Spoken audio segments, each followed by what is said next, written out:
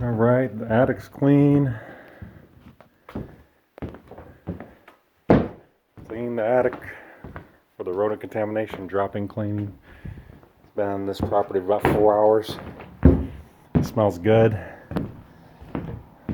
I put some rodent control, some RTUs over here. Got everything clean, all these droppings, and everything's sanitized.